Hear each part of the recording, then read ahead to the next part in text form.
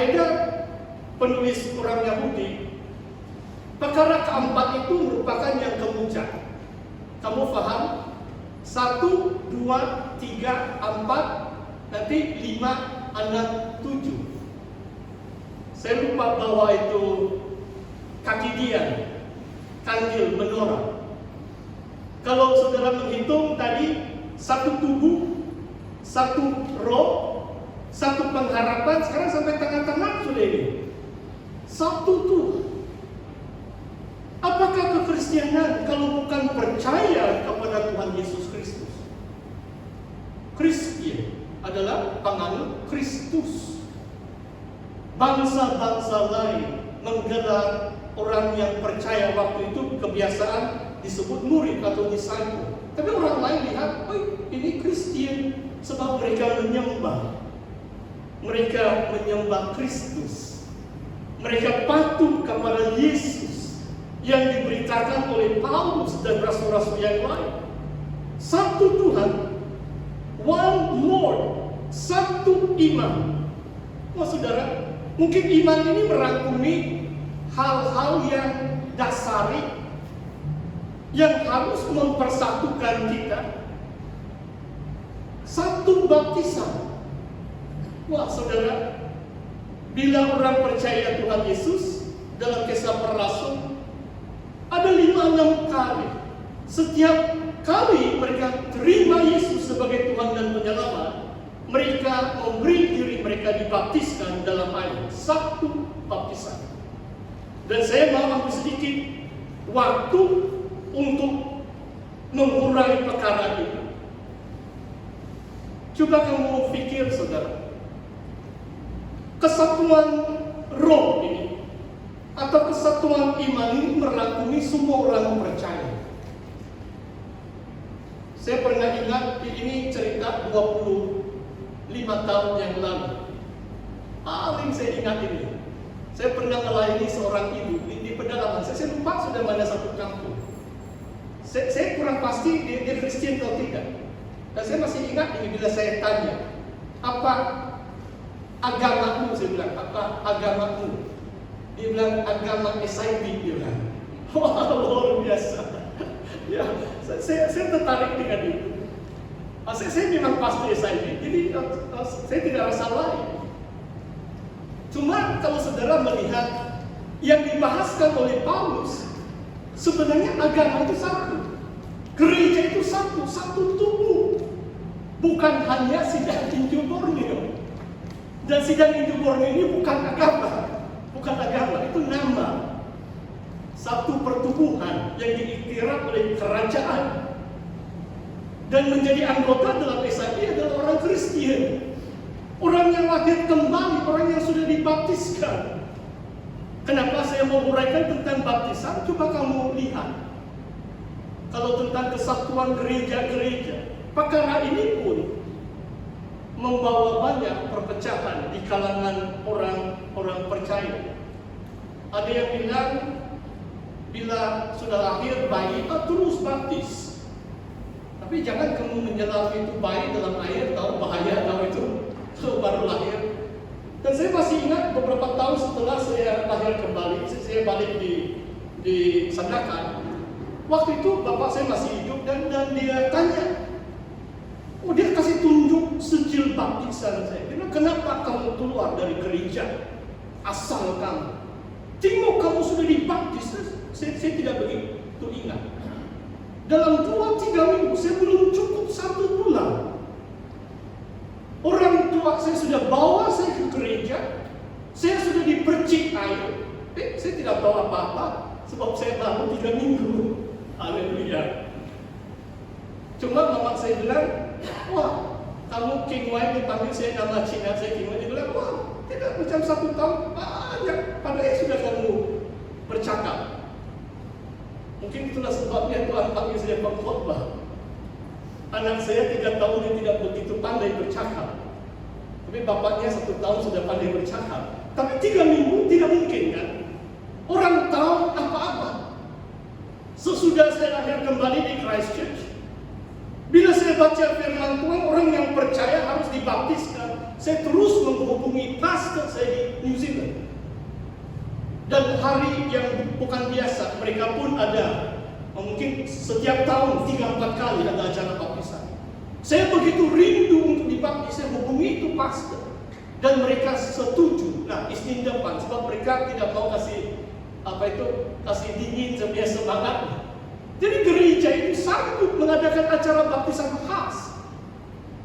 Sebab saya tahu itu perintah Tuhan. Saya dibaptiskan secara selang dalam nama Tritunggal, dan sekembali saya di sini di Sabat. Wah, syukurlah. Saya lihat memang yang paling benar bagi saya adalah cara baptisan sidang unjuk Borneo.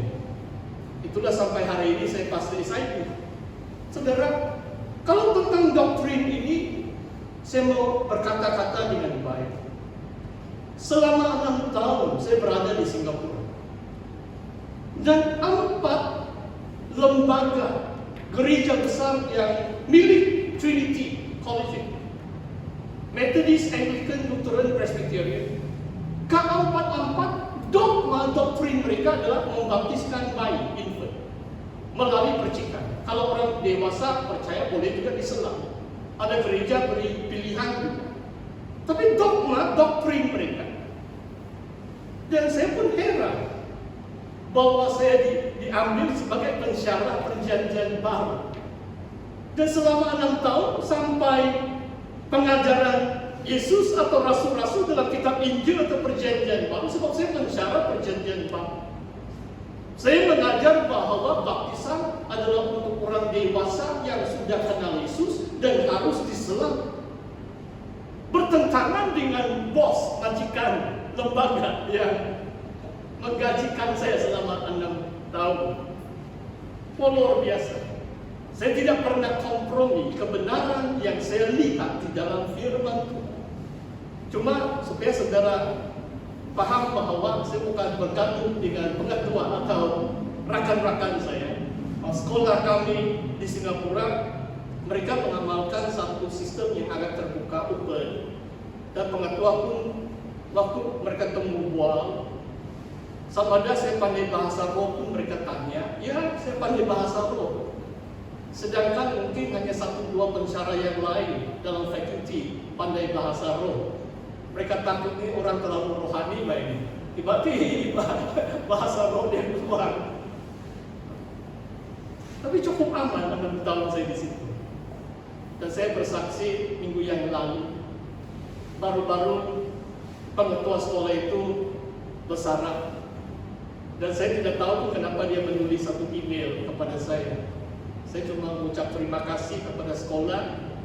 Mereka mengundang saya partisipasi dalam kebaktian online, penghargaan bekas pengetua. Saudara yang saya kasih dalam itu, yang penting sebagai anggota SIP, jangan kamu hanya pegangan atau memegang itu, oh ini doktrin SIP. Kalau agama SIP beginilah. Maksudnya saudara mesti memahami teologi, kebenaran. Kenapa harus diselam? Kenapa mungkin membaptis bayi itu tidak apa yang diajar oleh para rasul? Dalam kisah para rasul, seperti yang saya katakan 5 atau 6 kali, tidak pernah dicatat dalam kisah para rasul ada bayi yang dibaptiskan dalam air.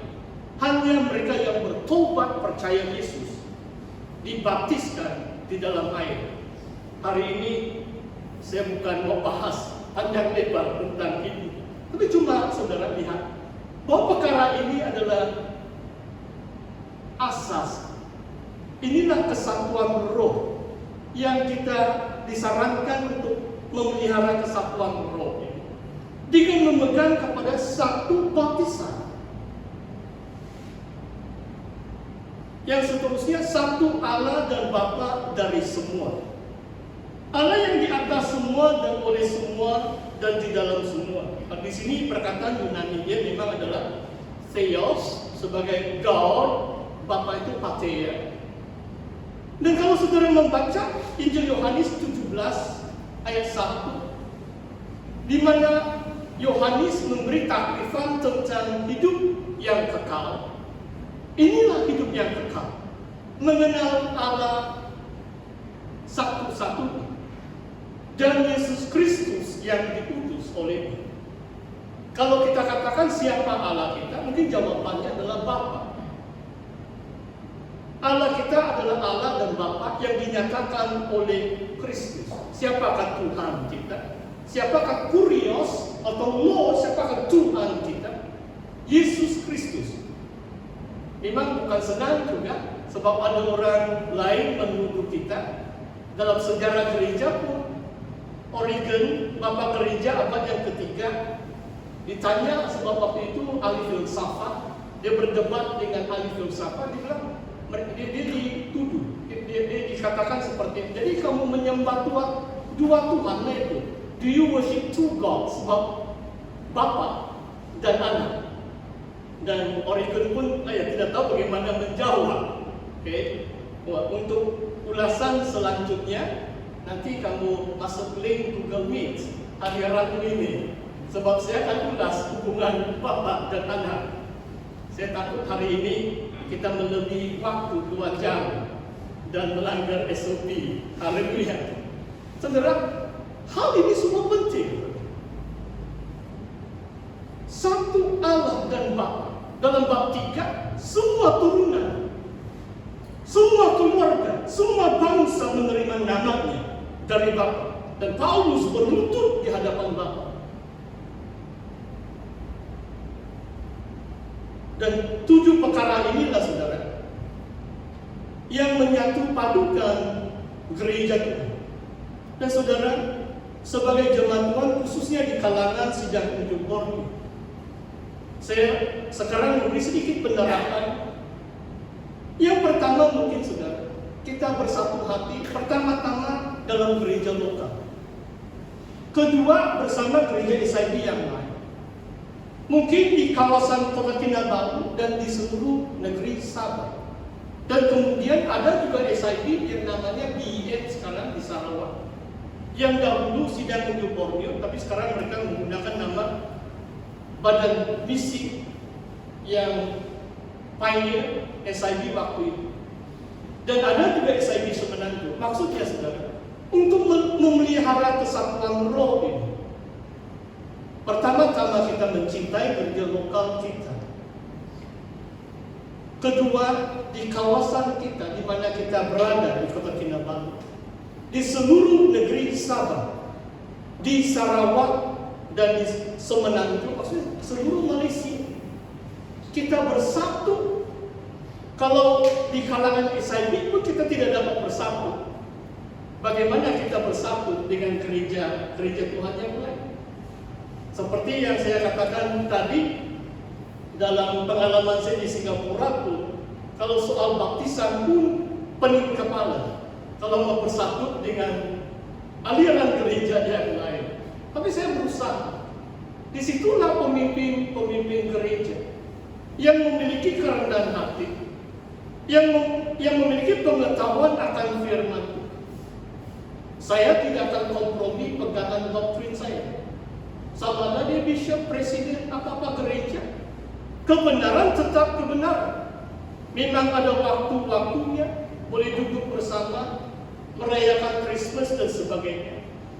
Tapi kalau dia mengajak saya untuk membaptis bayi atau melalui percikan, saya terus terang saja minta maaf itu, sebab saya tidak akan buat itu. Ini hal yang kadang-kadang mencabar kita, tetapi kita doakan.